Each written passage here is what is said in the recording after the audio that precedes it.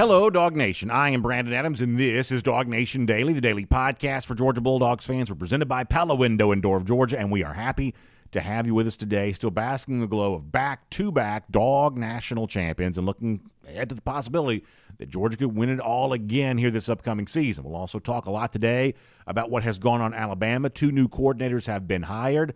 What does this mean for Georgia? What does this mean for the rest of college football? I think there's a lot of opinions out there on that. We will get to all of that on today's show. A former Georgia player has said something that you may have seen over the weekend. And if you haven't seen it, I think you will love it. We'll do that today. We'll also kind of talk about the Todd Monken situation as it stands right now. I'm going to make a few basic points on what we have learned in recent days, but also a little bit more of kind of an off-the-wall point I want to make there as well about maybe what Georgia could give Monken if Monken does come back here for this upcoming season. So we're going to do that there as well, and then we'll just sort of see where it takes us beyond that. Of course, John Stinchcomb here today there as well. Glad to have all of you with us. Why don't we go ahead and get it started? It is DawgNation Daily, the daily podcast for Georgia Bulldogs fans, presented by Pella Window and Door of Georgia, and it begins right now. Today's episode of DawgNation Daily is brought to you by Pella Window and Door of Georgia, viewed to be the best. Presented by DawgNation.com. This is DawgNation Daily, the daily podcast for Georgia Bulldogs fans. Here's your host, Brandon Adams. In our video comment section, we've already had a lot of interaction this morning as it relates to the 2 new coordinators being hired at Alabama. So you better believe on our show today, we're going to get to that here in a few minutes. A lot to say about that. I'm sure our guest today, the former Georgia All-American John Stinchcomb, will have plenty to say about that there as well. We'll get to that, though, coming up in a few minutes. I want to begin with a little bit on the Todd Monken situation, and I want to make a few basic points here about what we know about Monken right now. And then if you don't mind, I want to make a slightly more abstract point there as well, and hopefully you can kind of follow me on all of this today. First of all, we have some new information. This kind of came out late Friday as we were wrapping up the show, but it's new for us as far as beginning a show, something we did not talk about. In fact, on Friday's show, kind of made the pledge that I was going to try to be Monken-free on that show, and we almost made it through the entire broadcast without bringing it up, but in our video comment section, the Todd Monken thing kind of got going there a little bit. And the reason why it did is because of a report coming from some of the NFL media types that Todd Monken has had or is in the midst of having another interview with the Baltimore Ravens. Let me show you this on the screen here for a moment. This is coming from Mike, is it Garofalo? Is that how you say it? Garofalo? Mike Garofalo from NFL.com, NFL Network, says the Ravens are interviewing Georgia offensive coordinator, quarterbacks coach Todd Monken, a second time today, sources say. Monken is one of a handful of offensive coordinator candidates to get a second interview in Baltimore. He's also interviewed with the Buccaneers. So that was the situation that kind of came out on Friday. We talked a little bit about that with our video audience and maybe a brief thing on the podcast near the end of the show. But I wanted to talk about this a little bit more for a couple of minutes here for a couple of different reasons. First of all, I think a lot of people are going to have the same reaction to this, that the situation in Baltimore potentially for Monken, I would say, feels a good bit different than the situation in Tampa does. You know, in Baltimore, you have an established head coach. John Harbaugh has won multiple Super Bowls there. He seems like he could probably coach there in Baltimore as long as he wanted to. Compare that to Todd Bowles, the situation in Tampa just feels a lot less permanent, just given the state of the Bucs affairs right now. If you're a Monken and you go to Tampa, another place that he's interviewed at, you may be looking for a job again next year because Todd Bowles could get fired. Certainly it would be a surprise for Baltimore to ever move off of John Harbaugh, just given the success that he's had there, winning the Super Bowls that he's won. So that seems to be a favorable situation. Also, in Tampa, after the retirement of Tom Brady, it sort of looks like Tampa doesn't really have a quarterback in place right now, whereas in Baltimore, and this is one of those things where I probably get myself in a little bit of trouble because I don't follow the NFL as closely as some of you do. I guess, am I saying this accurately if I say it seems more likely than not that Lamar Jackson comes back to the Ravens next season? I know there's the thought of him getting the franchise tag there. There's also been the thought that the Ravens might move on and look to, kind of move on from Lamar Jackson. Even been some rumors that Jackson might land here in Atlanta. But it seems, am I right to say more likely than not that Jackson stays in Baltimore, and so therefore for Todd Monken, you'd be entering into a situation where you have a at one point in time, Jackson was sort of an MVP level quarterback. I think we'd kind of have a quarterback in place there. But there's a lot about the Baltimore situation that I would say sort of seems more favorable from the Monken perspective than maybe a situation like, Tampa probably does. And so the second interview, I think you have to take that a little bit seriously here. The idea, and we've kind of been saying this over and over again, which is that I really have no idea what Todd Monken's going to do. I'm not even really sure I fully understand what Todd Monken wants to do. But the one thing that you have to conclude is all of this NFL stuff that seems to be circling around Monken, it's not nothing. It's not the kind of thing that you can just easily wave away with kind of a flick of the wrist and say none of this matters. Multiple interviews with the same team, multiple interviews in the NFL that we know about here publicly would certainly suggest that Todd Monken has some NFL interest. But while those are kind of the basic points as it relates to all of this, there's another slightly different point I want to make here for a moment, because one of the things I think is really interesting is that while the Todd Monken decision of will he stay or will he go from Georgia is about the biggest thing in our lives right now, right? In terms of the Georgia football conversation, I would say over the last few days, it's been kind of dominated on shows like this, in social media, maybe message board stuff there as well. It's been kind of dominated by Todd Monken's future. It doesn't really seem like, though, to NFL fans, Monken's a potential insertion into their orbit is as big a deal to them as it is to us. I want to give you an example of this, and this is not a scientific poll necessarily, but this is also not necessarily a super small media outlet that's kind of talking about this. It sort of seems like in terms of the potential candidates for the Baltimore Ravens job here, Todd Monken is not necessarily among the more favored by Ravens fans, at least the ones that voted in this poll. The SB Nation side that covers the Baltimore Ravens is going to put this out. Let me show this to you here for a moment. I want to react to this. So they put it out there. This is called Baltimore Beatdown. SB Nation is not maybe the biggest, but not the smallest media outlet. So this is not an insignificant maybe number of Ravens fans who are weighing in on this. The question was asked, who do Ravens fans want to be their offensive coordinator? And according to the folks who voted in this poll, 38% wanted Eric Bieniemy. Now, quick point here for a moment. Bieniemy is obviously the offensive coordinator of the Kansas City Chiefs here right now. So if you're looking for some sort of quick resolution for Todd Monken and the Baltimore Ravens situation, the idea that Bieniemy, and you very rarely see a lateral move in the NFL, but the idea that the Ravens have asked permission to interview Bieniemy would suggest that whatever's going to happen in Baltimore is likely to extend beyond the Super Bowl, which means beyond this week here. So if you're a Georgia fan waiting on news on the Monken situation, based on the fact that Bieniemy is a candidate here, means you're going to have to wait a little bit longer on all of that. Then you've got Dave Canales, who I believe is in Seattle. 24% of fans want him. You got Zach Robinson getting 19%. And then down here, fourth on this list is Todd Monken, who gets 10% of the vote here. So 10% of Ravens fans want Todd Monken to be their offensive coordinator. And I find that to be very interesting here, because I think those Ravens fans are idiotic if only 10% of them want Todd Monken to be their offensive coordinator. This is one of those weird deals here where it sort of seems like a lot of people aren't all that aware of how good Todd Monken has been for the Georgia Bulldogs. I hope the Ravens don't hire Todd Monken. I hope they are dumb enough to hire somebody else in place of him. But if 90%, if we take this poll seriously, if 90% of Ravens fans want someone other than Todd Monken to be their offensive coordinator, I think 90% of those fans have zero idea of what they're talking about, which in a roundabout way, I think kind of brings the Bieniemy story back into this a little bit. For those of you who kind of know the deal here, Bieniemy's worked with Andy Reid. He's obviously working with Patrick Mahomes. And there's this thought, very unorthodox, that a guy with the Chiefs would make a lateral move somewhere else. We almost never see lateral moves in the NFL. But the issue here is that Bieniemy has tried to be a head coach and thus far has not been able to do that. Now, there's all kinds of opinions why that hasn't happened, but just to keep it to the facts here for a moment, the facts are Bieniemy has sought becoming a head coach and has not been able to do that yet. So conventional wisdom is, hey, maybe I need to get out from Kansas City, go to a place like Baltimore, and get more credit for my offensive coaching abilities. And I think that word credit here is very, very interesting.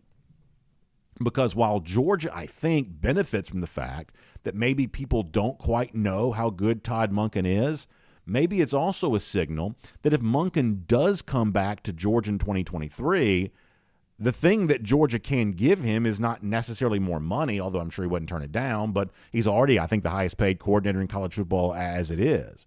Maybe the thing that Georgia could really give Monken if he comes back in 2023 is just a little more credit. Because if Todd Monken really does want to move on to the NFL, eventually you're not going to stop him from being able to do that, I don't think, nor would you necessarily want to stand in his way if that's what his next career ambition is.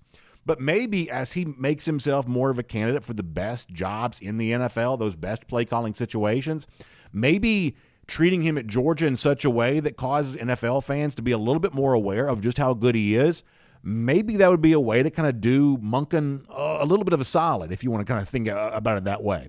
That maybe the thing that Georgia could give Monken, if Monken gives Georgia at least one more year here, is just a little bit more credit for the current success that Georgia is having. And one of the things that kind of this brought to mind for me is going back to prior to the national championship, I had a chance to briefly interview Todd Monken there in L.A., and one of the questions I asked him was about, how this offensive transformation that's taken place at Georgia. Clearly, this offense is way better now than it was in 2019, the first year before he got here. From Monken's perspective, how he thinks that transformation has occurred. I thought that Monken gave a very thorough answer. He always gives thorough answers, but also a pretty honest and kind of detailed answer here. And I just don't think a lot of football fans, even football fans who try to follow as much of the sport as they possibly can, certainly plenty of Ravens fans seem to be unaware, but I just don't think a lot of football fans kind of outside our bubble here in Dog Nation realize how much of a transformative figure that Monken has been here at Georgia. In fact, here he is in his own words talking about that. This is Todd Monken going back to L.A. Coming back from the NFL to college, 4 years is a long time. 2 years could be a long time of how the game's evolving, what players you have. Well, we didn't have spring ball. COVID, all 3 months. We're doing everything on Zoom. You don't have any ability to evaluate your players. You have no ability to evaluate scheme. What you think you're going to do, what you end up doing, eventually well, that's not worth the shit. That was stupid. Well, I didn't know that 4 months before. And we got halfway through the year, that first year, we can't do that. We don't need a deep drop. We don't need these certain things. And you just get better, and then you realize how the college game is changing, and you get better, and you trust your staff. And we had all these great defensive players. We got our tails knocked in the dirt every day, and it has evolved in a lot of ways. And it's been a credit to our staff. It's been a credit to time. It's been a credit to watching what other people are doing and what fits for us. First of all, I had to bleep part of that out, but if you want to hear the non-bleeped, the non-censored version of Todd Monken, there were a couple of examples of that. If you go find it on the YouTube page when we are at Media Day in L.A., you can kind of hear Todd Monken in all his unvarnished glory there on that. But on our family-friendly show here, I'll bleep that out from Monken. But the point is when you hear him talking about what he has seen be undertaken while he's been the offensive coordinator at Georgia, it is obvious that he's a sharp coaching mind.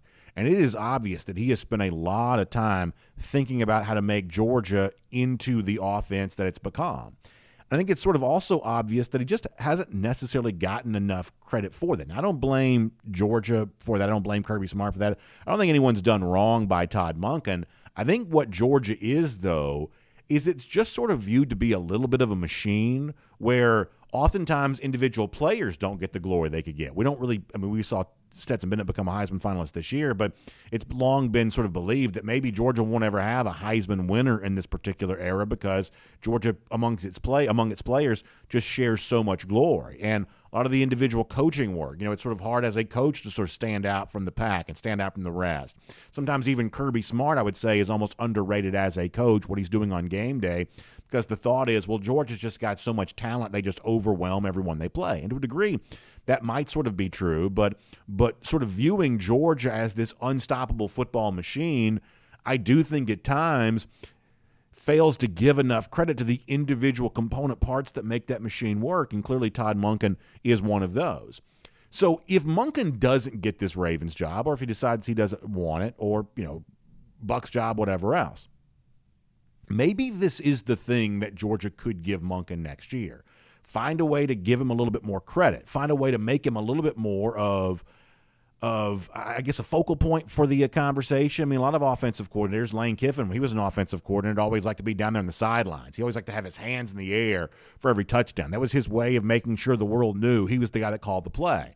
Monken doesn't seek the spotlight in the same way. Monken calls from the booth, and I'm not saying he should leave the booth and come down to the field, but it's just an example of, in a lot of ways, Monken as a kind of a diabolical genius play caller has sort of done the work that he's done away from the spotlight, the way other offensive coordinators at time have sort of sought that out. So maybe Georgia could try to find a way to put that spotlight on Todd Monken here a little bit. I know our buddy Mike Griffith's got a story at DawgNation.com coming today where he's going to say that money's going to be no option for Georgia as it tries to keep Todd Monken. I would certainly believe that probably is true. But sometimes in life, when you're already well paid, there's a lot of other things that are valuable to you other than money. And maybe for Monken, it's finally getting some of the credit he deserves for how impactful he's been to the Georgia success. And maybe the next time the NFL coaching carousel spins, assuming that Monken decides to stick around, maybe some of these NFL fans will be a little bit more aware of just how impactful he's been for Georgia. And maybe Todd Monken actually gets the pick of whatever NFL job that he wants. And listen, if that's eventually where he wants his career to go, I don't know that many people around Georgia that would want to stand in his way of doing that. But maybe there's a chance to hold on to him for one more year and get this go for 3-23 as a way of saying goodbye as he maybe moves on to the league he would just rather be in. My name's Brandon Adams, and this is DawgNation Daily, the daily podcast for Georgia Bulldogs fans. We're presented today by Pella Window and Door of Georgia. We're glad to have you with us, no matter how you get to us, live on video, 9:45, 1st and 15, DawgNation.com, DawgNation app, 10 a.m. after that, Facebook, YouTube, Twitter, Twitch, on the radio at noon, on Athens Sports Radio 96 The Ref, and we're available as a podcast wherever you find them, Apple, Spotify, all kinds of podcast platforms. We're just happy that you reach out and you're part of our show. Really, really appreciate all of that. And a big thing as well to our friends at Pella Window and Door of Georgia for making this all possible. You know, Pella Window and Door of Georgia can equip your house with energy-efficient windows and doors. And boy, this is that time of year where really good windows, really good doors makes a big difference for you, because a lot of times it's cold, and so that heat costs more money than it's probably ever cost for you before. You want to keep it on the inside of your house where it's supposed to be. That windy weather, that cold weather, all that junk that's sort of in the air this time of year, you want to keep that on the outside. You don't want that stuff kind of creeping into your house, creating that drafty feel. You don't want that.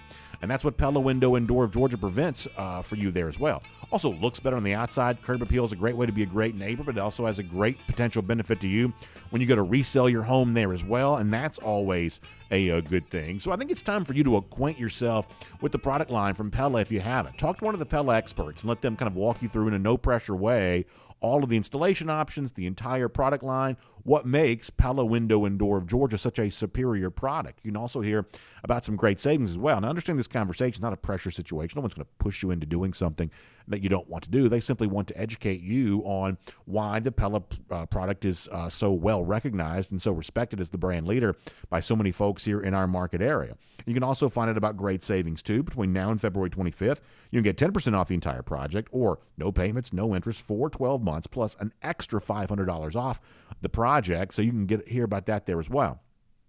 So stop by Experience Center in Duluth and maybe put your hand on the product, feel it, touch it, have that face-to-face conversation. Or if you'd rather begin online, PellaofGA.com/DawgNation. That's PellaofGA.com/DawgNation. You can also give them a call, 678-638-1429. That's 678-638-1429. Just reach out and find out why Pella Window and Door of Georgia truly is viewed to be the best. Make sure you tell them that BA from DawgNation Daily sent you, because I know they're going to take really, really good care of you. All right, we're going to get John Stinchcomb here in a moment. We'll also have some fun here in a moment there as well with a former Georgia player who has certainly satisfied the Gator haters among us. We'll get to that here coming up in just a moment, too. Let me squeeze in one quick thing. Read Connor Riley's story at DawgNation.com. Marvin Jones Jr., reportedly, I think our buddy Jake Rowe had this first, but Jones Jr. going to miss spring practice here with a shoulder injury. This is not a huge surprise.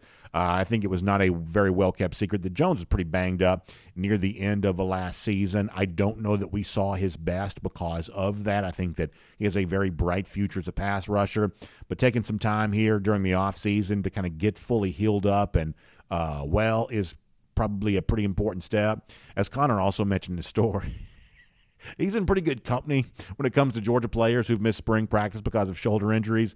The Mackey Award-winning Brock Bowers had that be the case for him last year.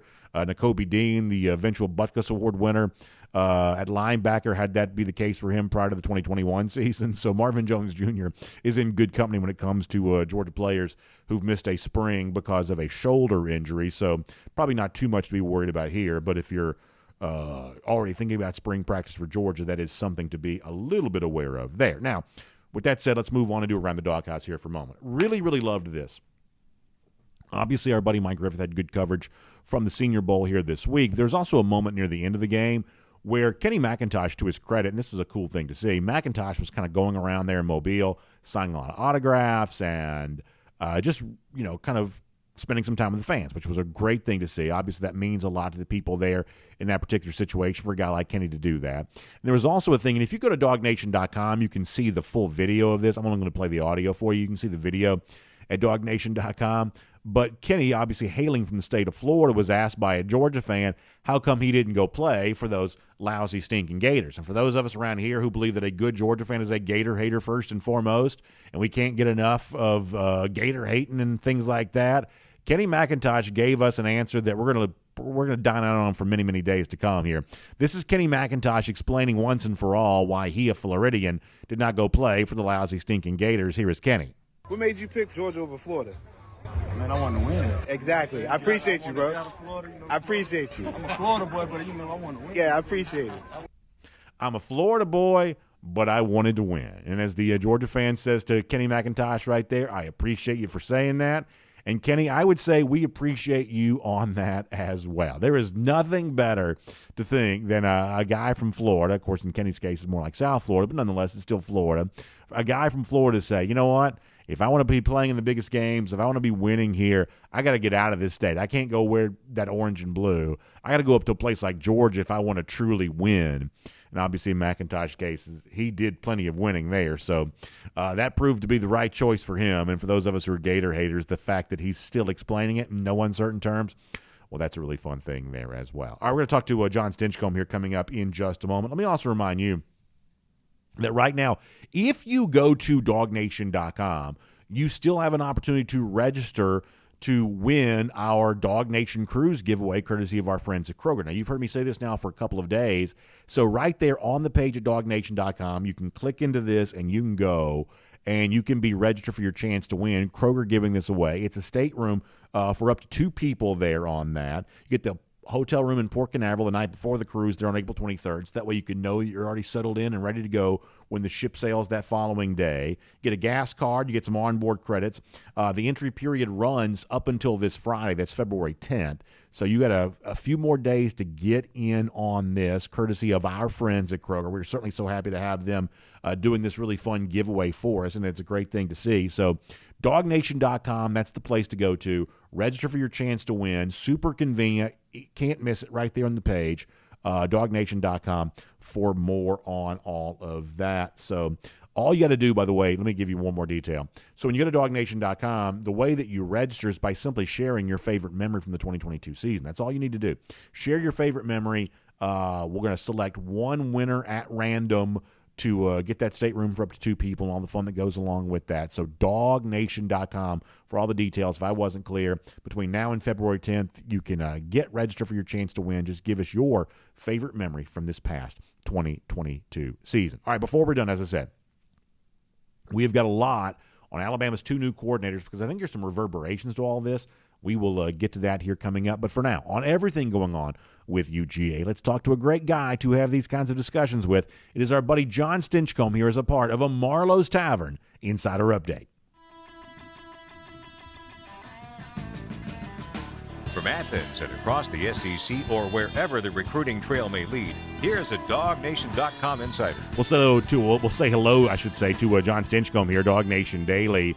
It's our Marlowe's Tavern Insider Update. And, John, we were just having some fun a moment ago playing a little bit of audio from Kenny McIntosh. And for me here, obviously we've seen Georgia win back-to-back national championships, and the situation on the field is obviously really good. And Georgia has kind of, been a part of conversations that we've been, wanting to have for a long time.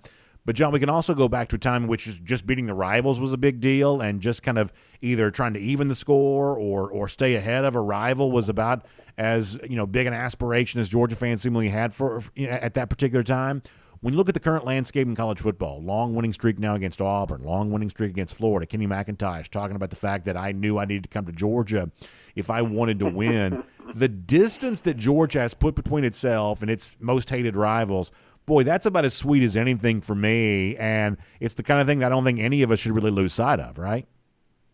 Oh, it's a great time to be a dog, and we can say that any day and any year, but certainly now, when you look at the landscape of the separation that's been created, even when folks, isn't it crazy to think that folks have already shifted focus to, could there be a three-peat? Right. And they're looking at the schedule next season and saying, man, there's not a lot of scary matchups for Georgia. And I think a lot of that has to do with the separation that the Dogs have created within their own side of the conference. And the juggernauts of yesteryear, Florida and Tennessee, they haven't been able to keep or maintain that same level of competency that became a mainstay generations ago, decades ago. And now you see that there is a head and shoulders distance and separation that Georgia's created. And man, it's almost, it puts a smile on my face when I think about it, just to think that you've got a Florida boy who claims, man, I'm a Florida boy, but I wanted to win. Yeah. And that's the reason why he comes to Georgia. Makes us all happy. Well, the other part of this, too, is when Kirby Smart was first hired, I think it was a very fair question to ask of what is the actual value of having an alumnus as your head coach? It kind of gave you some feel-good vibes, but is there any, tangible value to that? And I think when you see the way in which Georgia has approached the Florida games in recent years, the Auburn games in recent years, that's where some of this kind of comes in. Now, I don't know that being a Georgia grad made Kirby more likely to succeed, but you better believe he comes in with a full understanding of the games that truly matter to Georgia. Now, he doesn't always pay lip service to that. He sort of pretends that every game is the same.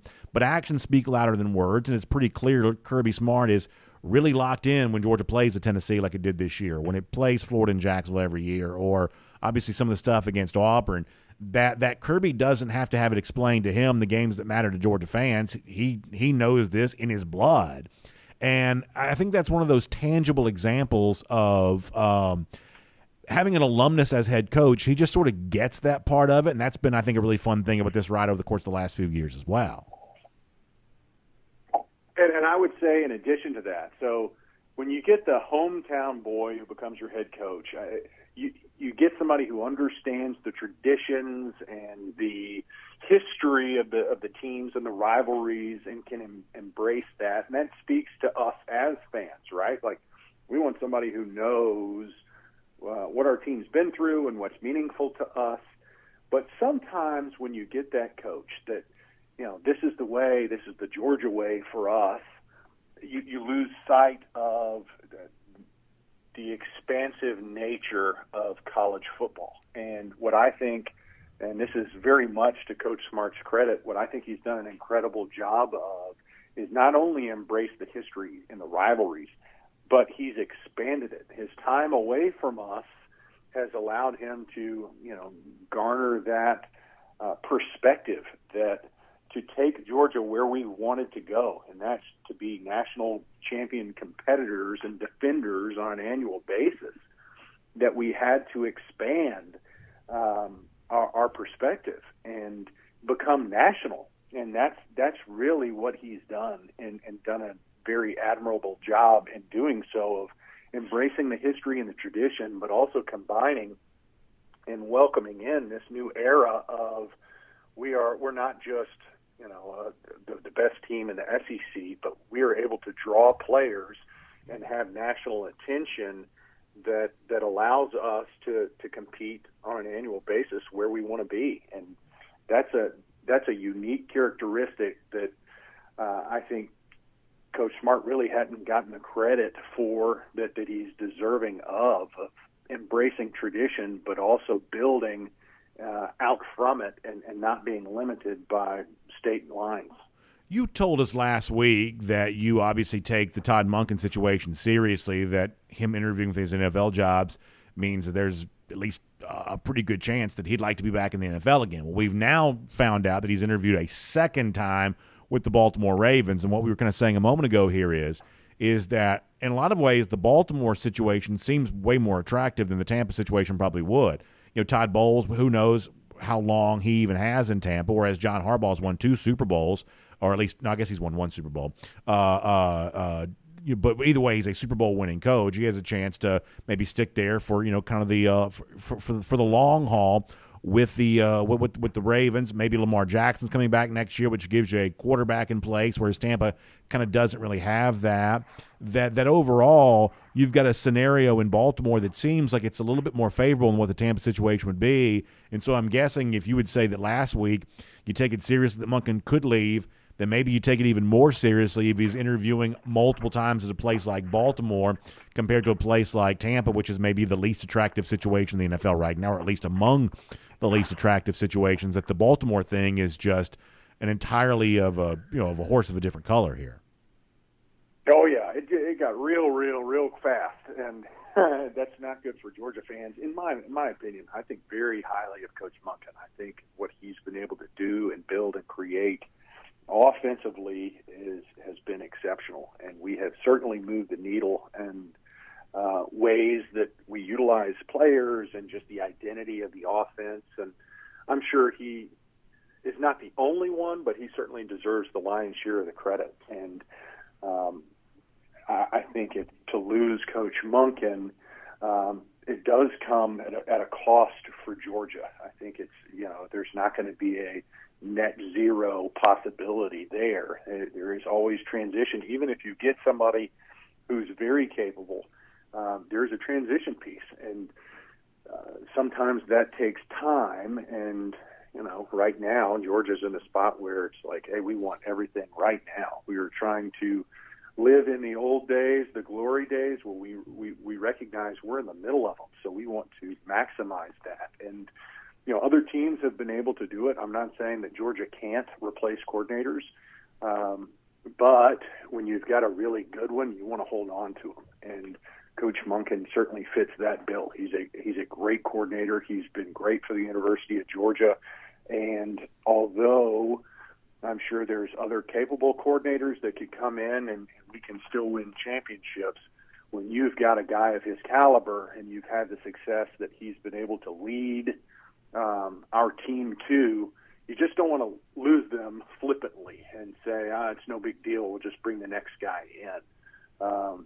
You try to hold on to the pieces that you can and that have been essential into getting you to exactly where you want to be. And Coach Monken fits that bill. So I think it's a significant threat that an opportunity like Baltimore exists, and he's on his second interview. And, like you say, that is a much more enticing position. That team is much more established and not transitioning away from what should have been a better year for Tampa that ended in mediocrity and a Hall of Fame best quarterback conversation in Tom Brady player that is retiring and you're not going to have access to. That's not nearly as enticing as what Baltimore could offer. So I think it's a big threat and something that is concerning for me as a fan, but you hope that it doesn't play out that way. Let me have a candid conversation with you about this for a moment. So as a Georgia fan, I'm sort of fine if Georgia is not Monken's dream job. And if he wants to move on to the NFL, I'd love to see him eventually be able to do that. But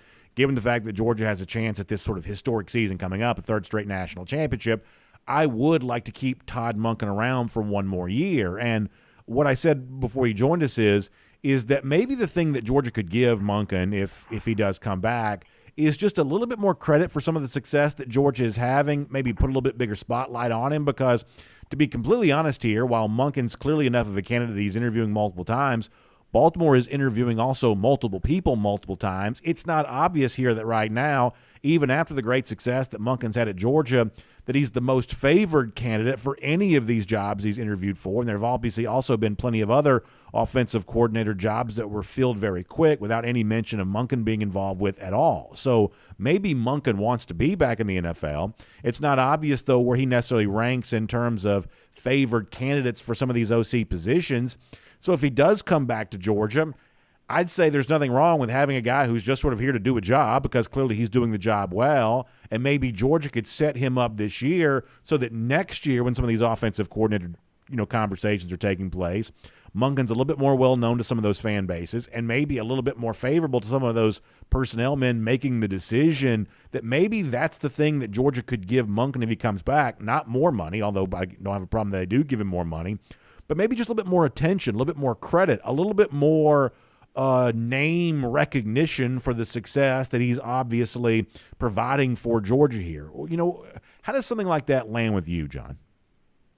Yeah, if I thought that would be a motivating factor for Coach Monken, I don't know him well, so who's to say what's he looking for? What would be the retention factors that matter most to him? He's never come across as a guy that needs more credit, especially in interviews. He does a really great job of deflecting and pointing the attention elsewhere. And you look at his pay scale, and he's certainly being compensated well. I mean, there's always room to throw more dollars at somebody, and when you're winning national championships, it's easier to justify, and I think a lot of people could get on board with that. But I think with Coach Monken, there's few things that sway, and I think what he looks for is the challenges, and he looks for opportunities to succeed, and that's based on some of his commentary and then some of his actions as well. He's been in the NFL, so unlike others that have tried to make that jump to try to prove themselves of I've done it at college, now let's see if I can do it in the pros, and it hasn't fared very well for them, or at least not in recent times. I think there's a number of coaches that you can point to that fall into that category. For him, he's been in the NFL before, and that's more of his background, and he came to Georgia because there was an opportunity for him to kind of prove, I think, not only to himself, but those that are around him and his peers that he's capable of being one of the best. And so I don't know that more praise publicly would move the needle, but if it does, man, I'm all for it, because I think he deserves any of the credit that could come his way. He's been a big part of establishing Georgia not only as a solid team, but a real offensive threat, and done it in ways that were unconventional. You take a guy that couldn't get a scholarship out of high school and was number 4 on the depth chart, and you make him, a legend and one of the greatest to ever play for the university, and been able to highlight other players along the way, I think is an exceptional feat and something that is very deserving of the credit. If that helps motivate him, let's give him more his way. It's our Marlowe's Tavern Insider Update with John Stinchcomb here right now. Obviously, we always enjoy hearing from our DawgNation Insider and John Stinchcomb, but we also enjoy the idea of telling you how you can become a Marlowe's Tavern Insider there as well. And in fact, a great opportunity for right now. When you go to marlowestavern.com, you can get signed up to become a part of the Marlowe's Tavern Insider Club, and you get a great incentive just for doing that. You're going to get $10 off your $30 purchase just for signing up there at your local Marlowe's Tavern or online at marlowestavern.com. And after that, you're kind of in the club, and at that point in time, you're seeking what are known as qualified visits. When you spend at least $15, you earn a qualified visit. You can complete 4 qualified visits, and you're going to receive a complimentary entree worth up to $20 on your next visit. So you also get special stuff on your birthday there as well. So become a Marlowe's Tavern Insider by going to marlowestavern.com for more on that. That's marlowestavern.com. True story, had a great lunch Friday. I was at the Marlowe's over there at Avalon and had that wonderful French dip for lunch. It was delicious. So Marlowe's Tavern, chef-inspired food, just as good as always. And I hope you'll check out some here very soon at the tavern near you and become a member of the Marlowe's Tavern Insider Club for more on that, too. John, let me also kind of finish with this for a moment. Obviously, one of the big stories around college football here this weekend, 2 new coordinators at Alabama. If you look at Kevin Steele hired on the defensive side, I guess the reverberation here for Georgia is that means that Glenn Schumann is not going anywhere, which I think we've all been kind of aware of for a while. And maybe that, to me, is what's so interesting about this is is that there was a little bit of a brief rumor that, maybe Schumann goes back to a place he used to work in kind of an analyst role there at Alabama, and Alabama can make him the full defensive coordinator. He doesn't have to share responsibilities with Will Muschamp. And, John, none of that really ever materialized at all. We don't get any sense that Schumann even considered this, not for one moment here. And to me, that's a pretty interesting look into what things are like at Georgia here right now, whereas the rumor mill around Glenn Schumann never really spun all that seriously, at least that we can tell, even though clearly a lot of Alabama fans wish that were to be the case. What do you make of the fact that Glenn Schumann apparently does not see the grass being greener anywhere right now than the spot that he has right here at the University of Georgia? Well, I think that means he's realistic. I mean, you look at two-time defending national championship teams, and you're the co-defensive coordinator.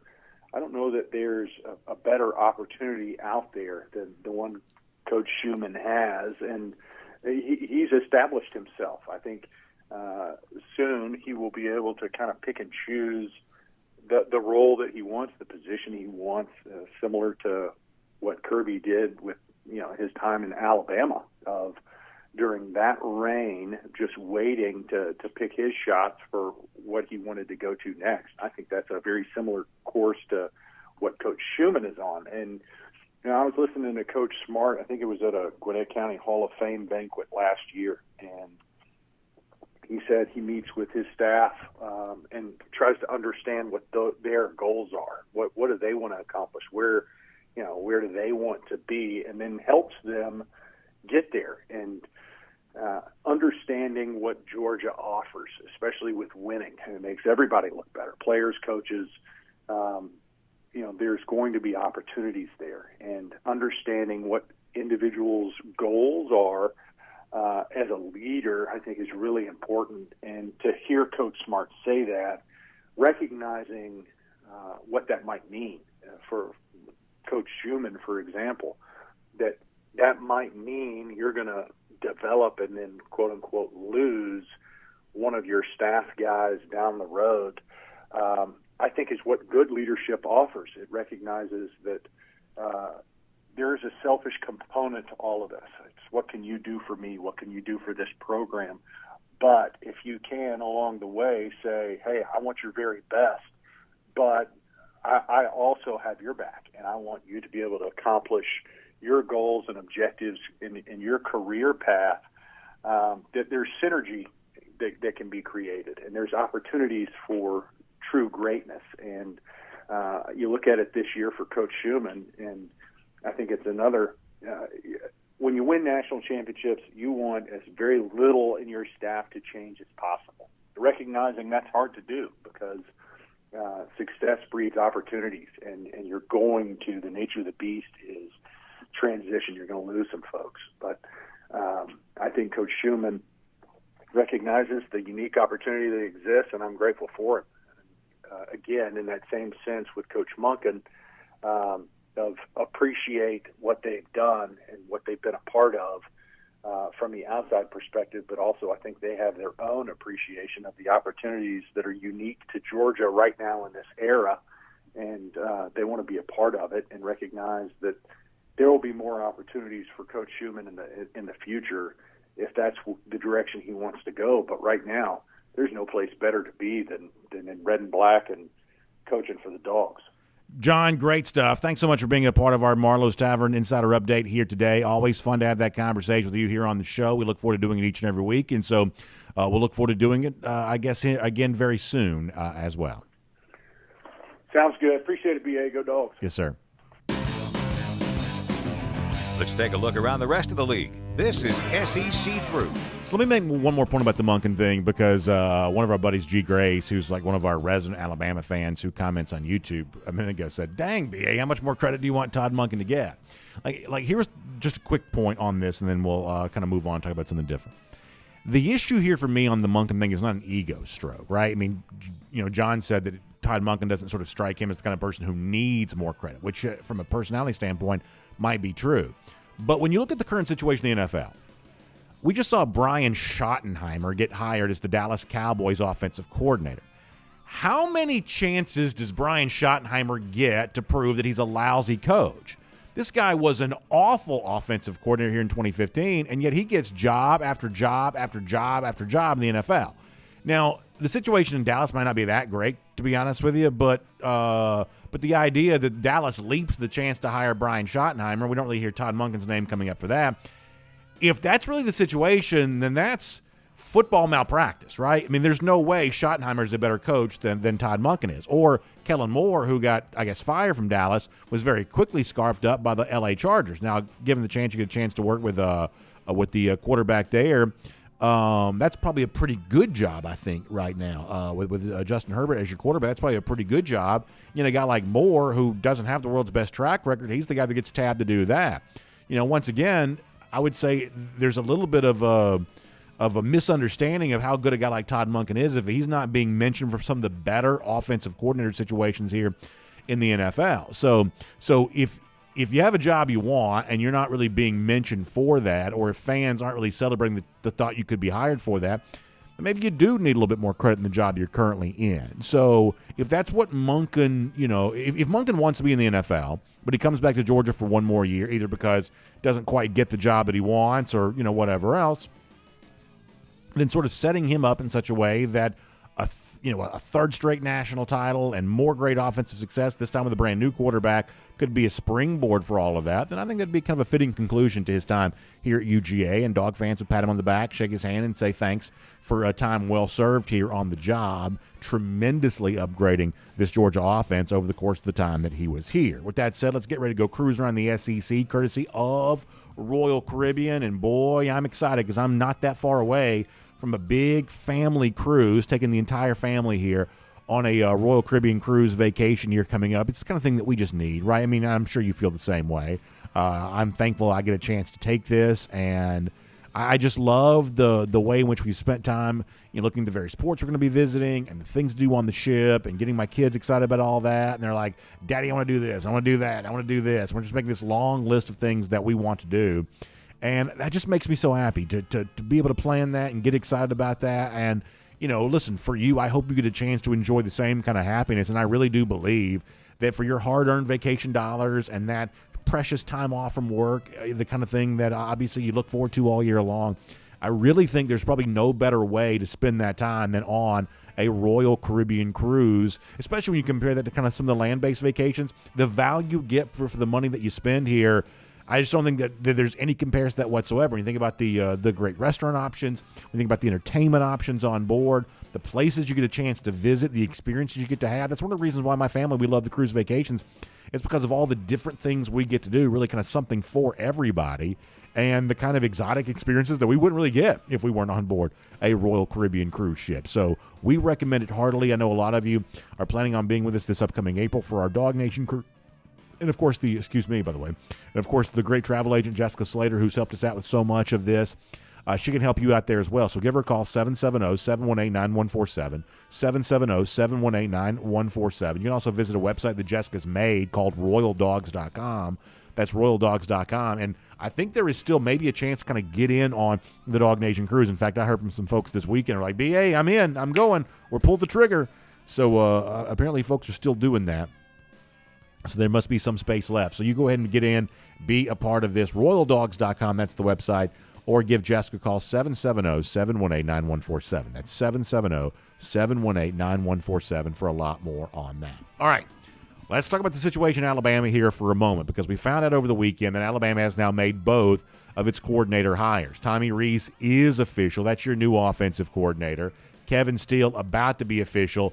That'll be your new defensive coordinator. Now, the thing about Rees is, and I think this is, you know, kind of funny here from the standpoint that he's just not really been that successful at Notre Dame. Notre Dame was somewhere in the 40s this year. I'm talking about 40th ranked in the country in terms of points scored. They obviously had kind of an ugly loss to Marshall, and this was not a great year for Notre Dame offensively. So it's not like Tommy Rees is going to come down to Tuscaloosa with tons of fanfare. However, I'm willing to concede something here, that if Nick Saban is hiring Rees, he is probably a better coaching candidate overall than his resume suggests, because, obviously, Nick Saban's thorough about this kind of stuff, and he's a good coach. So I'm willing to concede, even if the Reese resume looks pretty funny for Alabama to be kind of gravitating towards, that he's probably a better coach than you sort of give him credit for, at least a little bit. Put a pin on that. We're going to come back to that in a moment. The Kevin Steele hire is, I think, a good hire. Not a great hire. It's a good hire. Steele was a good defensive coordinator at Auburn. I don't think he had a great year this past year at Miami. Obviously embarrassed a couple of years ago, or more than a couple of years now, a few years ago in a bowl game when he gave up 70-plus points. So Steele's one of those guys, if you last a really long time, and Steele's not a young man, so he's been around for a long time. If you last a really long time, you're going to have some good years and some bad years. And Kevin Steele sort of got both on his resume, but at this point in time, it's probably a good hire. And even though the resume for Reese doesn't exactly look very good, I'm willing to sort of concede that's kind of a good hire there as well. But let me tell you what this is not, and this is where things I think get really interesting. Reese nor Steele, what they are not statement hires. And that's what Alabama fans wanted. They want statement hires. They wanted Cliff Kingsbury as their offensive coordinator. I think they would have taken Jeremy Pruitt as their defensive coordinator. The kind of hires that were statements. Pruitt would have been a signal that, hey, we're going back to the glory days. We're going back to what's worked for us before. And obviously Jeremy Pruitt stepped in there at D.C. when Kirby Smart became head coach here at Georgia. That Pruitt, going back to him, would have been a statement. This is a guy that had been SEC head coach, had brought a little bit of baggage maybe with him. And if you hire Jeremy Pruitt, that's a signal of Nick Saban don't care. He's just here to win. He's here to put together one more dream team coaching staff and go after one more at least national championship. Hiring Kevin Steele by comparison doesn't feel like a statement. It just sort of feels like a good hire. And as we told you, the Todd Grantham thing, I believe, was always a little bit of a smokescreen, a little bit of a trial balloon of you put Grantham out there as a potential hire and the guy you eventually hire looks better by comparison. It's pretty obvious that Steele looks better than Grantham. Grantham's on his way back to the NFL. Steele looks better than Grantham does. So from that standpoint, Bama fans may be slightly more happy about this than not, but it's not a statement. Tommy Rees is not a statement. This is not going out and getting what Lane Kiffin once was, what Steve Sarkisian once was. Really big, bold print, famous names, guys who had been high-level head coaches. This is what some Bama fans think Cliff Kingsbury could have been for them. You go out and get the biggest name possible, leaving the entire world to wonder, oh my gosh, how could Alabama pull this off? How did Alabama hire Lane Kiffin as its offensive coordinator? How did it have Steve Sarkisian waiting in the wings to be its offensive coordinator? That's the kind of statement that only Alabama could make. But that's not what Tommy Rees nor Kevin Steele is. These are good coordinators. These are SEC-level coordinators. But if you're an Alabama fan, that may be sort of the problem here just a little bit, right? I mean, what if I told you that Tommy Rees and Kevin Steele, that pair of coordinators, that they were at Arkansas? Doesn't that sort of sound like what you might could hear? Rees, Steele, yeah, that feels like it could work at Arkansas. Feels like it would be realistic for Arkansas to pull that off. After all, up until this past year, Kendall Briles and Barry Odom, the two coordinators there. I'm not even quite so sure that's not a better pairing than what the Alabama pairing is now. But the point is that Steele, Rees would have sounded realistic at Arkansas. It would have sounded realistic at Auburn. In fact, Kevin Steele was at Auburn. Ironically, that was the guy a lot of Auburn boosters wanted to be their head coach. So I wonder how they're feeling about all this today. This would have sounded realistic at Tennessee or South Carolina. Steele's got a little time spent at Tennessee recently, too. He's been a little bit everywhere. That this would have sort of felt realistic at a lot of different SEC programs. Alabama sort of thinks of itself as transcendent above the SEC. To me, this is a little bit of a signal now that Alabama is actually just a part of the SEC. They've got SEC-level coordinators, but it's not a pair of coordinators that puts them far ahead of the pack. It's not a transcendent pairing. Alabama as a program is not a transcendent SEC program anymore.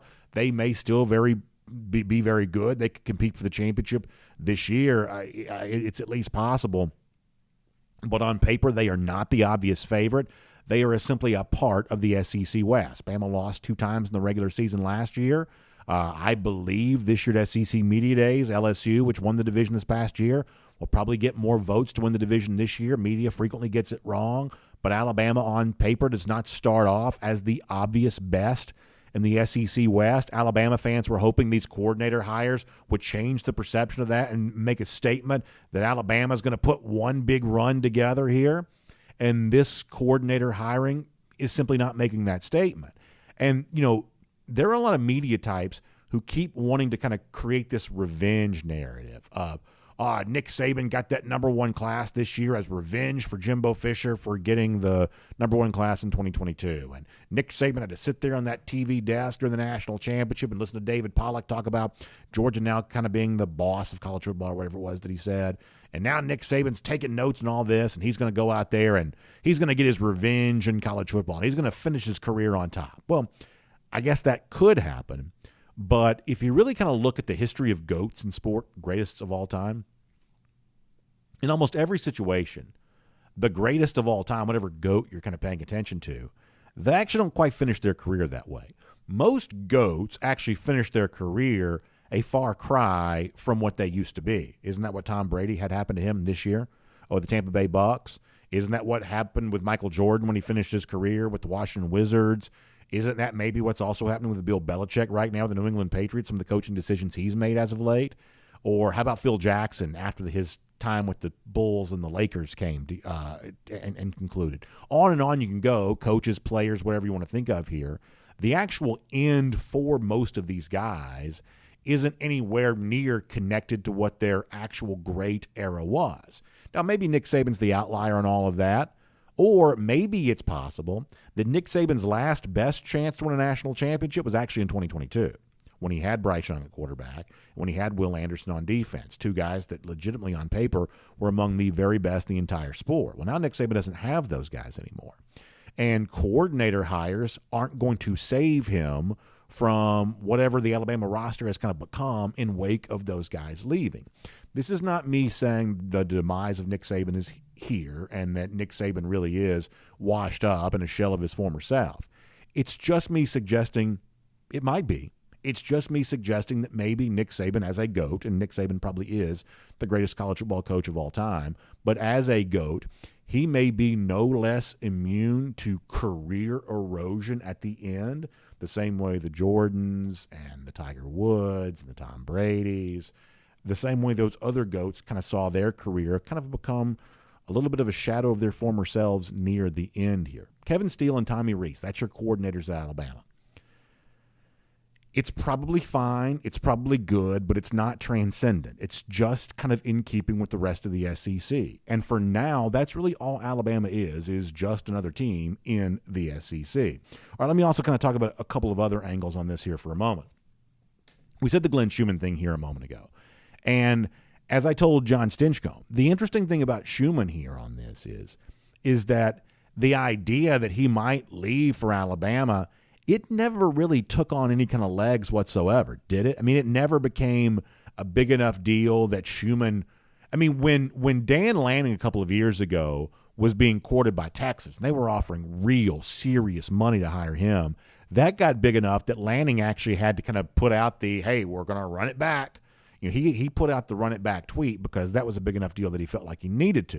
In the case of Schumann, I don't even think he needs to do that, right? I mean, obviously at this point in time, doesn't need to do that at all.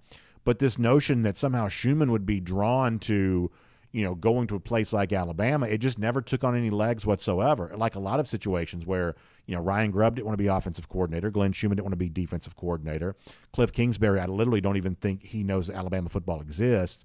That a lot of the so-called savior candidates there just simply weren't considering this really at all, or at least not taking it all that seriously. Maybe Jeremy Pruitt would have. This is probably a situation where Pruitt was just simply unhireable.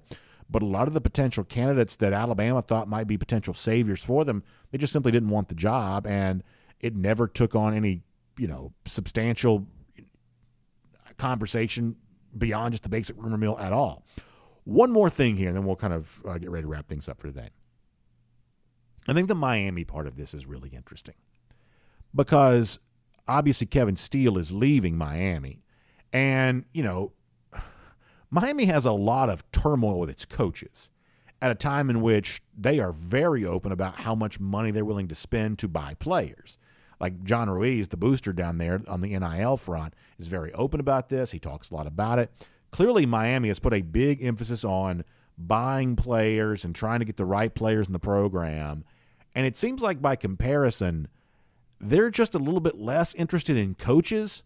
And I got to tell you, I don't think that's a very smart idea. And I realize that talent's the name of the game, and Jimmys and Joes, X's and O's, and all that kind of stuff. I totally realize you've got to have good players if you truly want to succeed. But Miami is undertaking an experiment, whether they know it or not, of how much kind of turmoil can you have with a coaching staff while also trying to build a winning organization. Any coach who's ever spoken at a coaching clinic talks about how much culture matters. Does Miami have any culture at all to speak of other than, hey, we'll pay players to get them to come here? Maybe they do, but from the outside looking in, it's sort of hard to see that being the case. 2 years ago, Josh Gaddis won the Broyles Award. He got fired at Miami this year.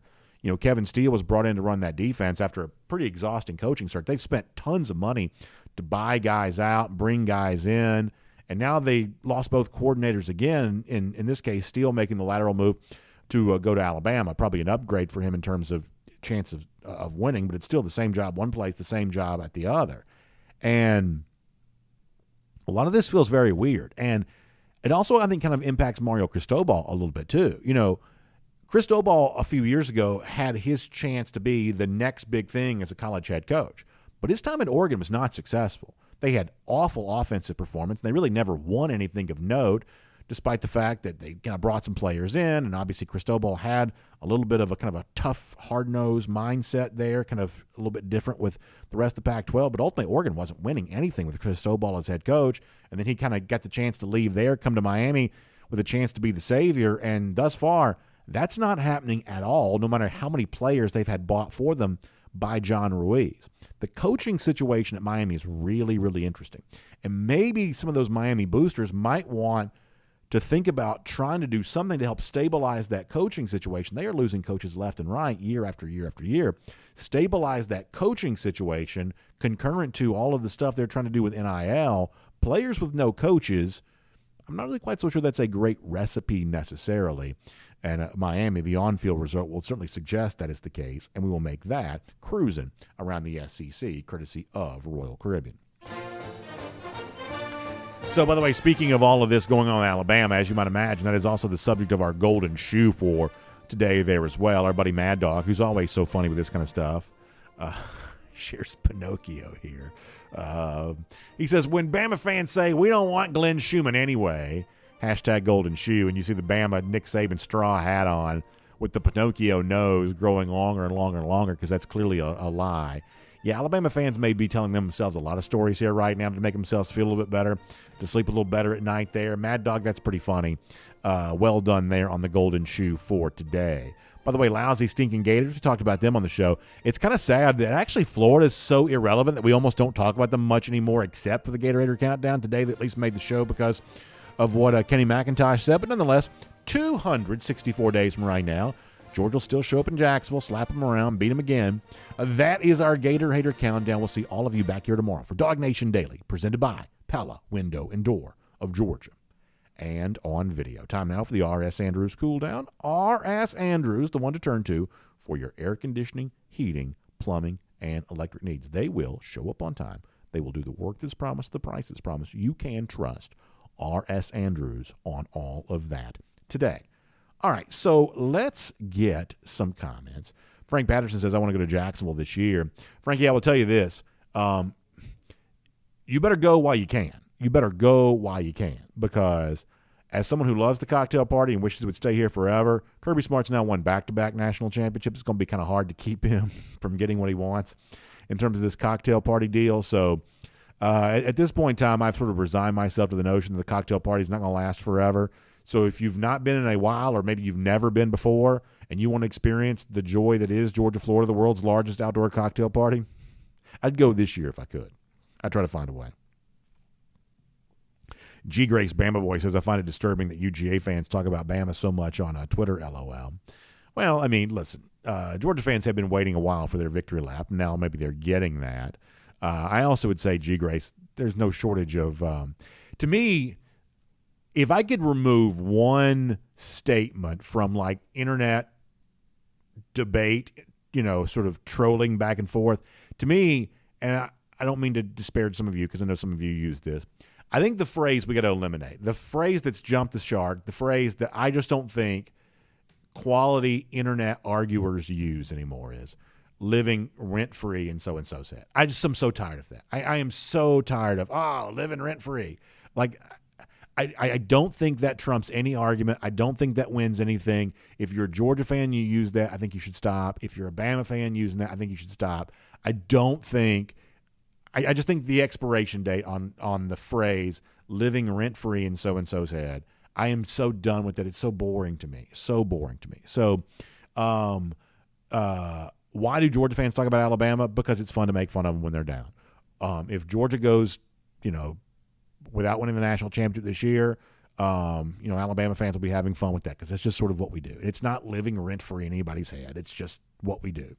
And everybody sort of does the same thing because for every message board thread about something in Alabama, you can go find a Bama board talking about Georgia, and you can find a Bama Twitter thread talking about Georgia. I just think it's all sort of the same. This is just what we do.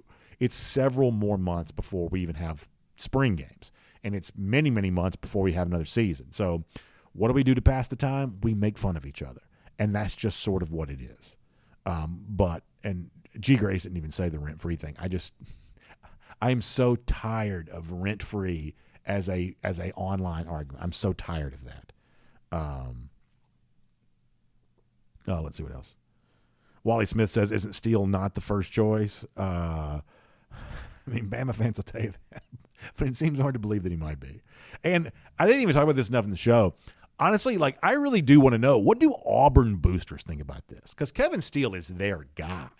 Kevin Steele they orchestrated a multi-year coup as a way of making Kevin Steele the Auburn coach. And his thank you for that is to go be Alabama defensive coordinator.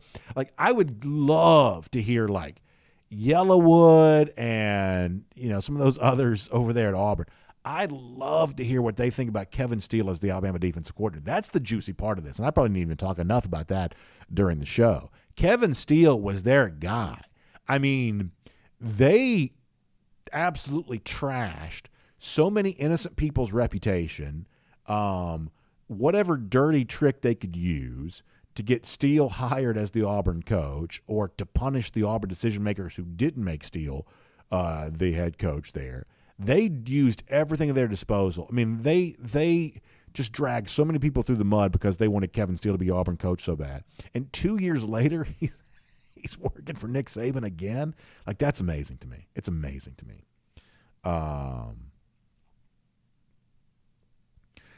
Let's see what else.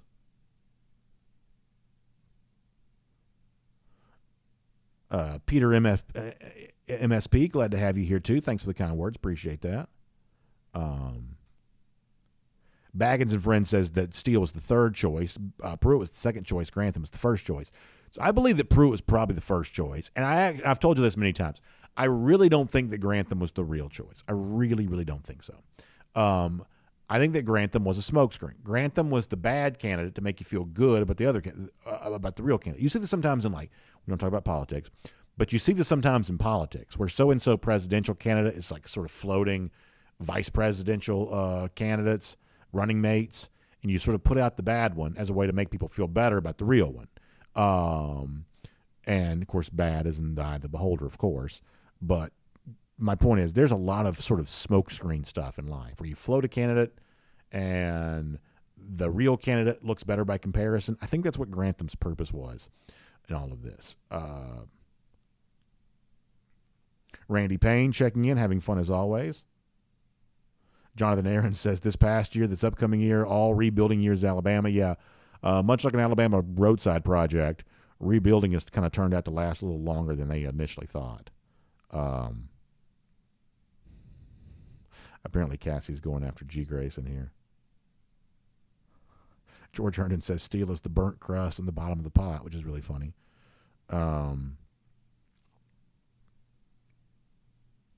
Baggins and Friends says I'm giving a deep cut to Grantham.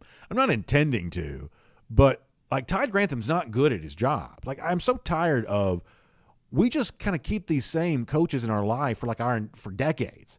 And Grantham wasn't good at Georgia. He wasn't good at Mississippi State. He wasn't good at Florida. And yet somehow, Todd Grantham just keeps getting jobs. How does this happen? In the case of Brian Schottenheimer, I know that happens. The NFL has a huge nepotism problem. It really, really does. it just really, really has a gigantic nepotism problem. Like Brian Schottenheimer is not qualified for these jobs that he keeps getting, but his dad was Marty Schottenheimer, so therefore he's just going to work for the rest of his life, I guess. I mean, it is the worst.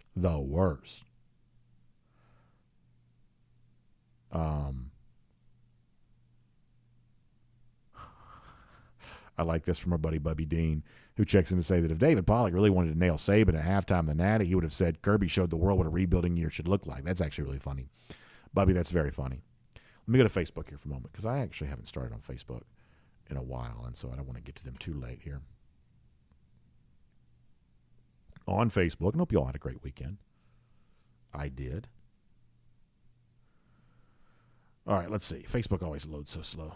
All right, here we go. On Facebook. Johnny Prescott says, "What has happened to professional sports? Did you watch any of the awful Pro Bowl or the equally awful NASCAR race from LA? Why do all these professional sports leagues seem hell-bent to turn off their long-standing fans for markets that seem to have no interest in them? Please don't come from my college football." So, Johnny, I agree with a lot of this, and I'm like you. It's like you can experiment with a lot of these other sporting things if you want to. Can we just please leave college football alone? Like, there are a lot of people who don't like college football, big cities, things like that. That's fine. Can we just have it? Because we're all happy with it. So I'm not quite sure what change we could do to make people in LA care about it, or make people in Philadelphia or New York City care about it. But we're happy as can be. So can we just be happy with our sport? I think you're 100% right about that. I think in the case of these other events, so I did watch some of the Pro Bowl stuff, and I thought it was just so silly. I also watched a good bit of the Clash thing last night, too, from NASCAR. And a quarter mile is just way too small. You can't have a quarter mile track. It's just you can't have a race. You got too many wrecks. And it got really, really slow, really, really long, really, really tedious. I did not see the end of the race just because it was just boring. I mean, after a while, watching what's essentially bumper to bumper traffic, it's just not that exciting. If I want to see somebody, ram into somebody's bumper because, they're trying to change lanes too quick, I can just go on 285 and see that. And so that's all the Clash really was. But at the same time, I'm sort of okay with some experimenting. I don't want to experiment in college football because this is sacred to us. But this year they're going to have a street race, basically. They're going to kind of do like a Formula One thing they're going to have in Chicago. I think that's worth a try. I like the Bristol dirt race. I think that's worth a try. The Clash is not really a real race anyway, so I guess there's no harm in trying to have that in LA. But I get what you're saying, is that for those of us who are really big sports fans, there's a certain sacredness to sports that we don't like to see impeded on. I don't really think the Pro Bowl is sacred. I'd be okay with just having a Pro Bowl team and no game whatsoever. To me, that's if you don't want to have the game, then just have the Pro Bowl teams and then have a team picture and don't do the contests are ridiculous. And you got Peyton and Eli running around trying to take it seriously. Honestly, I don't think they're helping at all. So a lot of thoughts about all of that. I think for some things in NASCAR, it's worth experimenting a little bit because right now your sport could probably use whatever boost that you can get.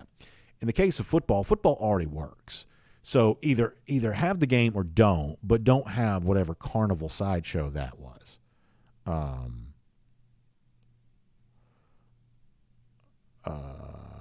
Let's see what else is going on here. Terry rigged on the subject of Ryan Day. Yeah, I thought Day embarrassed himself the other day. I really did. And I think I'm going to get to this at some point in time. Sometimes I kind of float topics that we'll eventually touch on in the real show. What's the biggest possible game that Georgia could play next year? I think there are potentially two games that Georgia could play, one of them will play, that are bigger than Georgia-Alabama would be. You got Georgia-Alabama for the SEC championship. But isn't Georgia-Ohio State a potential rematch in the playoff? Isn't that just a bigger game right now? And I don't mean bigger because it's the playoff compared to the SEC championship. I mean bigger because of the fact that Ohio State did give Georgia a run for its money, and Ryan Day has acted like a complete buffoon in the aftermath of that game. Doesn't that make Georgia-Ohio State bigger next year than Georgia-Alabama would be? And isn't Georgia-Tennessee in a roundabout way bigger? Because I mean, like Tennessee fans got a million excuses about the game, but the truth is that Georgia did benefit from the home field advantage.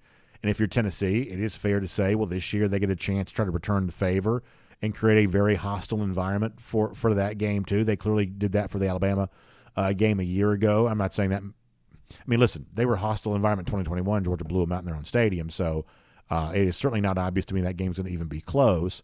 But isn't Georgia Tennessee and Neyland right now probably bigger than Georgia Alabama would be? And in a lot of ways, maybe Georgia LSU in the SEC championship is just sort of bigger right now. But your point about Ryan Day is I thought the day was ridiculous. But some of the dumb stuff coming out of Columbus kind of makes Georgia-Ohio State, if it's played again, an even bigger game and probably bigger on paper than Georgia-Alabama would be. I also think, and as I said before, I'm giving away a lot of stuff that I eventually want to do for a show.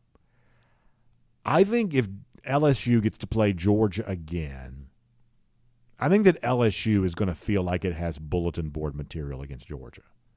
I mean, Jalen Carter's holding Jaden Daniels up in the air. LSU can't be that happy about that. The 2-point conversion thing, which I still don't think we've really gotten much of an explanation on. I don't really fully care why Georgia went for 2. It's just sort of fun that they did. But you better believe, if I'm guessing, LSU probably has a long memory about that. I'm not saying any of this makes LSU likely to beat Georgia or even keep it close with Georgia. But I'm guessing that LSU probably has a few things filed away from that Georgia game that they're looking to bring back out if they get a chance to. Greg Childer says Kirby would have said the defense played like you know what, and it's unacceptable. Will not complain about a call. Greg, you're absolutely right about that. I do like that. I do like that. Jonathan Aaron and Pete Williams also wondering what Grantham must have on people to keep getting these same jobs again. It does make you wonder. Let's see what else. Sandy Price says no one ever talks about the defense that Monken had to go against in practice to help make the games easier. I think that's absolutely right, Sandy. Those practices are the stuff of legend.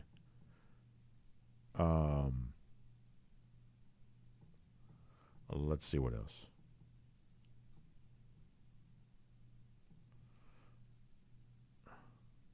Becky Rutledge says built by Bama is as bad as living rent-free. Yeah, I saw one the other day, too, Becky, along the lines of built by Bama, because apparently a couple of the former Bama players did not have great performances in the Senior Bowl week, and so makes you kind of wonder. I wonder if I could how quickly I could find this. Let's see how quickly I can find this. If you want to hear what built by Bama is all about here for a second, can I do this quickly? Let's see if I can. I am trying to. I want to give it one more second here, and let's see if I can find this quickly, because it was some guy I don't really know all that well that had all of this. One more shot here. I may have to give up on this. This may not happen. One more. All right, yeah, this is not going to happen, I don't think. No, here it is. So a guy named John Ledyard, and he's Ledyard NFL Draft on Twitter. He says the Alabama duo of DJ Dale and Byron Young were quite rough during the Senior Bowl week. He says Dale is powerful but has no moves and couldn't get to the edge of the blocker at all. Thought Young would shine as a smaller, quicker rusher, but his athleticism didn't show up. Got put on the ground, too. Both guys need a plan. That is not an endorsement of Built by Bama right now. That is not an endorsement of Built by Bama. That's a great point, Becky. Thanks for sharing that. Joseph Kennedy says every team thinks they'll beat us until the game actually starts and they realize they have messed up. That's exactly right. That is exactly right. All right, DawgNation.com for a minute. Brad Hotnett pointing out that when it comes to GOATs going out on top, Jim Brown and Barry Sanders, yeah, that's good examples of that, Brad. Good examples of that. Good examples for sure. Johnny Surfdog says the Bama dynasty has been an unbelievable, long, and impressive run, the greatest run ever, but I believe it's starting its decline, and that may be the right way to say all that.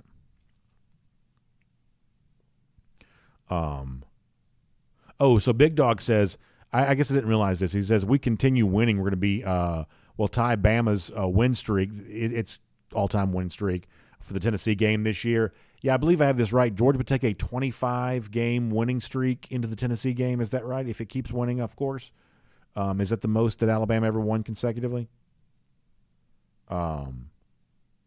DT says, I'm concerned that Monken thinks he doesn't have a legit quarterback for 2023 and desperately wants out. What say you? Yeah, I don't think it's anything like that. I really don't think there's any kind of I don't think there's anything going on here other than personal preference. Listen, Todd Monken probably didn't think Stetson Bennett was very good either. In fact, we have reason to believe that he told him he'd never start. So, the idea that Monken feels like he's got to have a number 1 overall pick, first-round guy at quarterback to succeed, his own track record at Georgia would suggest that's not the case. That Monken had a historic run with Stetson Bennett when, to begin with, you're led to believe that Monken probably didn't think very much of Stetson Bennett. So, just logically, I think you would conclude from that is that Todd Monken is just probably not that worried about Georgia's quarterback race for next season. I'm sure he probably thinks he can make any of these guys into a quarterback if he needs to. In fact, I guess sort of heard through the grapevine that he probably does think that there are multiple guys in this quarterback race who have a chance to be good quarterbacks in the system that he has there at Georgia. So I don't have any reason to believe that Monken's desire to leave, what we would perceive as his desire to leave, is about him feeling like the bottom's about to fall out at Georgia or things aren't good at Georgia. I just think he prefers the NFL. And right now we have kind of a brain drain in college football where a lot of coaches seemingly prefer the NFL for different reasons. I don't know if the Monken thing is connected to that or if it's just something about just something unique to him. I don't know, but I don't believe it's anything related to some sort of belief that what's been going on at Georgia is likely to stop here for this upcoming year. Now, I mean, I have to admit, there's a part of me that thinks that Monken would be making a huge mistake to walk away from history. I do feel that way. If you have a chance to win a third straight national championship, that's the kind of thing I think you ought to have some appreciation for. We'll find out if Monken does have any appreciation for that because you've still got multiple variables out there. Monken could be offered an NFL job and turn it down, or he could seek an NFL job and not get it. And, based on some of the stuff that's out there, because Monken's one of a lot of people interviewing for a second time with the Baltimore Ravens here, that it is entirely possible that Monken doesn't actually get offered any of these jobs. And the one we're talking about right now, Baltimore, it's entirely possible he doesn't get offered that job. So maybe Monken gets offered the job and leaves, get offered the job and turns it down. Maybe he seeks the job and doesn't get it. There's still multiple variables that could play out here. But the thing that you like to have is this understanding of even if George is just a job to you, it is still a chance to etch your name in the history book, and you'd like to think that means something to him. Randy Hall says, poor representation for Alabama offensive and defensive linemen in the mock drafts, proof of non-development. Yeah, there you got to go. And that goes back to what one of our commenters said in our First and 15 before the show began today, which is that kind of the canary in the coal mine for Alabama demise is going to be a drop in the recruiting rankings. And what I said was, and I don't know if this is happening, I just said, though, that what might actually be more of an indicator that things are about to go south for Bama is not recruiting falling off, it's development of those recruits falling off. And if you look at the 2021 class, I mean, you see some evidence of that. And Johnny Surfdog also pointing out that Scott Cochran, the Scott Cochran effect. And I do really believe that. And here are two things that I will take with me to my grave, is that I do believe that Scott Cochran is a very big part of Alabama's success. And I think that Nick Saban did him wrong. I think that Nick Saban did Cochran wrong in a lot of ways. And this is one of those things that I don't have inside information on this. I'm just following the story from kind of like the public viewpoint, which is obviously from on the outside looking in. Cochran wanted professional development. He wanted to further his career. And Nick Saban was of the belief, apparently, that he had no opportunity to do that at Alabama. That Saban had no interest in seeing Cochran become an on-field coach after Cochran had given so much to that program. And I just don't think I don't think that's the right way to treat people. I just don't. I think you ought to want professional development for your employees. I do. And I think that if the only employees, I just think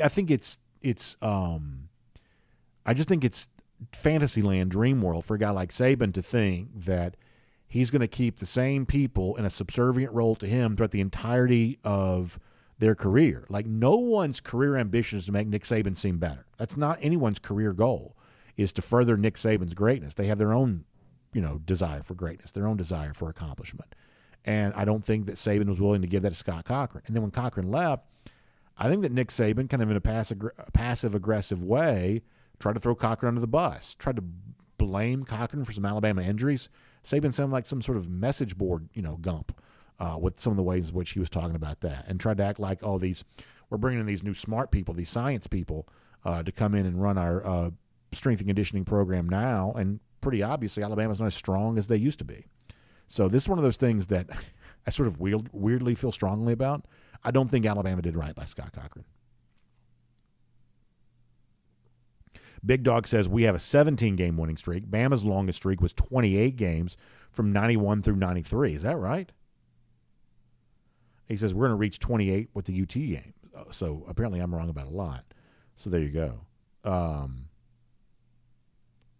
Let's see what else.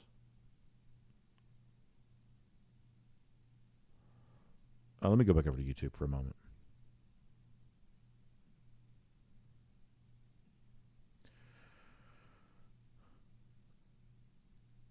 Bubby Dean says Kirby's won as many natties at Georgia since he left. I'm sorry, he says that since Kirby left Athens.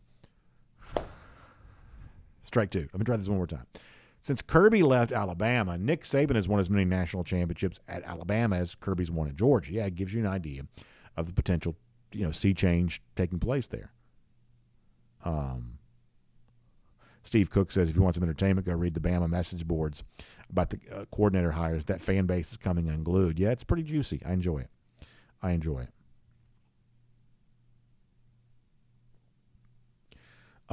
Frank Patterson says if South Carolina can beat North Carolina week 1 and be undefeated when they come to Athens, they'll probably be ranked, maybe even get game day. Yes, entirely possible. Entirely possible. What did South Carolina finish? They were 19th going into bowl season. What did they finish in the rankings this past year? Did they stay in the CFP top 25 at the end of the year? DMAR 42, and I totally agree with DMAR on this. He says, I don't think enough attention has been paid to how quickly Kirby Smart has had success in such a short period of time. I 100% agree with that. Prior to 2021 season, there was, I believe, just a very faulty narrative out there about Kirby. There was this belief that it was somehow taking too long for him to win a national championship. And there were a lot of, I think, dumb takes out there prior to the 2021 season. Well, if Kirby don't win a national championship now, when is he going to do it? Like, there was this thought out there that it was like now or never for Kirby Smart in 2021 for a guy at that point who was going into his 6th year as a head coach. That's ridiculous. It's ridiculous. Kirby Smart, even if Georgia had not won the last 2 national championships, would have still been a very safe bet to eventually win one on the basis of the kind of preliminary success he'd had at Georgia through those first 5 years in the job. Absolutely that was the case. Well, he's obviously, kicked in that door in a big way the last 2 years.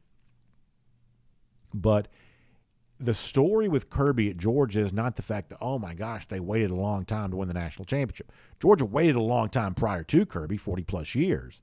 But the actual success for Kirby Smart, knowing that he was a rookie head coach when he first took the job, the actual success was astoundingly fast, astonishingly fast.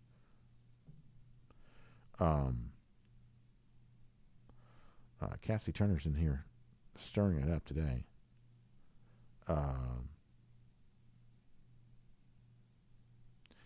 Foster Moss says, I believe the Ole Miss game is going to be the best home game next season.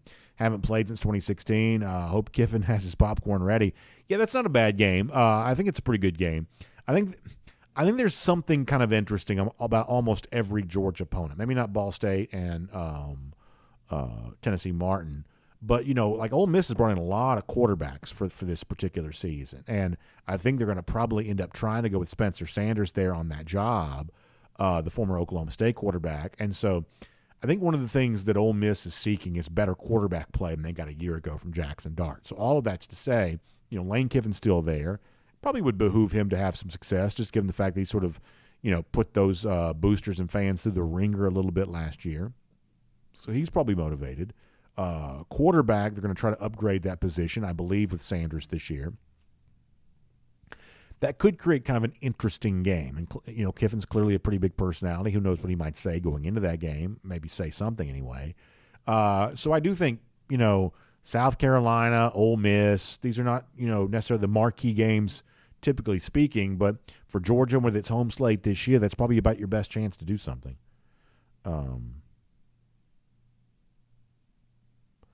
G. Greg's Bama Boy says you can't take anything away from Bryce Young. We've never seen anything like him. He's on the Watson Burrow level as a college quarterback, legendary player, top 5 SEC quarterback ever. I don't know if I would rank him top 5 ever, and I don't know how I compare him to Joe Burrow, how much distance I would put between Burrow and Young.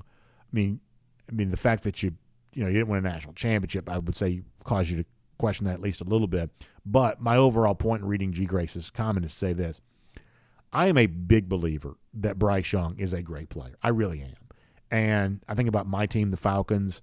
Of all the potential quarterbacks Atlanta could have, I don't really want Lamar Jackson. I don't really want – if I could have anybody for the future of Atlanta right now, even though he's a little smaller, I do believe Bryce Young would be the guy I'd like to see in Atlanta. I really do. I think that Bryce Young is a better player than C.J. Stroud or Caleb Williams. I do. I think that Bryce Young was a very good player. Memphis Dog says he'd still have to rate Burrow above Young. Yeah, I believe I would there as well. Anthony White says I'd love Bryce Young for the Falcons immediately. Yeah, there you go on that. And I say that in comparison, like a guy like C.J. Stroud now, or what Caleb Williams would be next year. I think that Bryce Young's the best prospect of all quarterbacks currently in college football. All right, final comments, and we're going to go.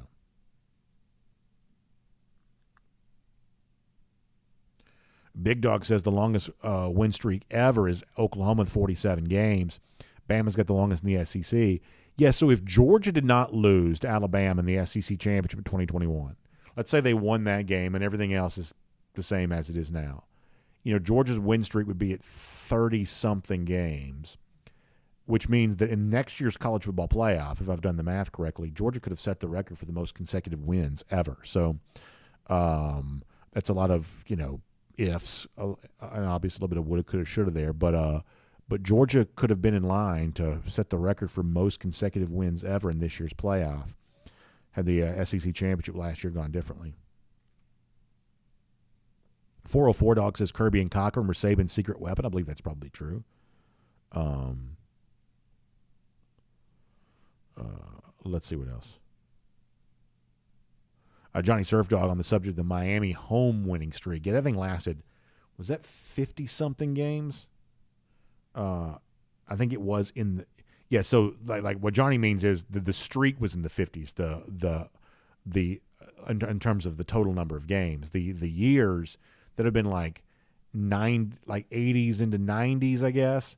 I think Washington is the one that broke that streak for them, I think. Washington beat him at home. But, yeah, Johnny, Miami at the Orange Bowl had a long, long winning streak there for a long time. All right, back on Facebook one more time. Yeah, Stan Markowski and Denise White-Loper on the subject. Is Ole Miss the only SEC team that Kirby hasn't beaten? Denise mentions Texas A&M. Kirby beat A&M in 19, so that's checked off. Stan, I guess it is Ole Miss. Obviously lost his only previous meeting in 2016. He's beaten everybody else since then in the West. He got his first win against LSU this year. Yeah, so I guess Ole Miss is out there. The only SEC team that Kirby hasn't beaten. So there you go, a little bit of a historic note. I'll tell you another kind of interesting note about one of Georgia's opponents this year that I think is kind of interesting. Georgia plays plays UAB again this year. Trent Dilfer is beginning his first year as UAB coach. And I think that Dilfer, I don't think they're going to be very good this year, but I think that Dilfer has a chance to be a good coach. And I do think paying a little bit of attention to what Dilfer's doing at UAB this year because Georgia's playing them, I think that could be kind of interesting. Dilfer obviously has high school success. He was the former Elite 11 coach, so he's got a little bit of access to players. He's very serious about football. He loves talking ball, as they like to say. Former analyst, obviously Super Bowl winning quarterback with the Ravens, but which, by the way, was Brian Billick head coach, not John Harbaugh. I kind of got myself into some trouble earlier by giving Harbaugh more credit for Super Bowls than he's actually won. But the point here is, I think that Trent Dilfer is the new UAB coach. Could be kind of interesting. Craig Fawcett says, am I not on the Will Levis train? Not at all. Not at all. I'm not on that train. I'm not on the Anthony Richardson train. But I will tell you this. I've always been a big believer, and this sounds like a very simplistic point, but I mean it in simple language. To me, if you're not good in college, you can't be good in the NFL. That's just sort of my simple rule, that the players who are likely to be good in the NFL were players who were good in college. But we see a couple of examples right now where there are a couple of players in the NFL who are clearly better than they were in college. That's certainly true for Josh Allen. Josh Allen is the poster child for what they think Will Levis could be, which is a guy that kind of transcends his college performance. Allen was at Wyoming, kind of meager numbers, just not all that successful at all really there. And yet his athleticism, his big arm, his ability to move around has made him a very good NFL quarterback. Another example of that too is, and it's taken a while, and who knows if it's actually going to last, but Daniel Jones was not good at Duke. Daniel Jones was, a below average quarterback at Duke. And yet, this past year for the Giants, I think Jones had a pretty good year. So there are clearly some examples of guys who were not very good in college who do go on to be better in the NFL. But my thing about Will Levis is that if we assume that his top-end performance is what he showed in college, I don't know how you could I don't know how you could take him over some of these guys like C.J. Stroud or Bryce Young, who we've just seen be very good at the college level. Kyle Bowie says also like Mahomes. Mahomes was good at Texas Tech, though, right? He may not have been greatest of all time ever, but he was good at Texas Tech, though, right? Wayne Kirkland says Tom Brady was also not great in college. Yeah, the Brady thing's sort of different all the way around. How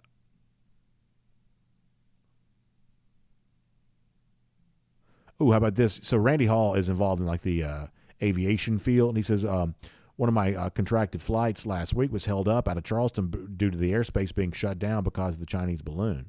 That's a crazy story. All right. Anything else before we leave?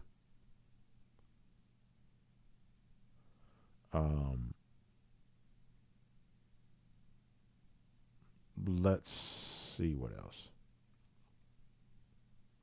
Randy Glass asked about any updates on Ra Thomas. I really don't have anything on that. And I'm assuming this is one of those things where, I would say the longer we go without hearing anything, the more likely it is that Ra is still on the team. And whether that's the right decision or not, I just don't know. I'm not even all that well versed in what actually went down there. But if he was going to have been removed from the team, I would assume that action like that's typically taken pretty quickly. And if the circumstances are such where that needs to happen, a lot of that times that comes from the university level, then that usually comes pretty swiftly. And the fact that it hasn't come, I think would lead you to believe that Ra is probably still on the team. So, Randy, I think it's a good question, and my best guess is he's probably still on the team. All right, got to go for now. Y'all check out the Atlanta Journal-Constitution online, ajc.com, if you want to follow along with everything going on around town here, including the Atlanta Falcons getting ready for the draft, the aftermath of the Senior Bowl for them. We talked about the Bryce Young thing a little earlier. You can check that out. You can also go to ajc.com/dogsnews and you can look at all that commemorative stuff to celebrate the Georgia National Championships, all that online, ajc.com/dogsnews for more on that. Also, check out RS Andrews online, rsandrews.com, for your air conditioning, heating, plumbing, and electric needs. They show up on time. They do the work that's promised, the price that's promised. You can trust RS Andrews on that. Water heater, if it goes out, in many cases, RS Andrews can replace it for you the same day. So find them online at rsandrews.com for more on that. Then we'll see you back here tomorrow. DawgNation Daily, presented by Pella Window and Door of Georgia.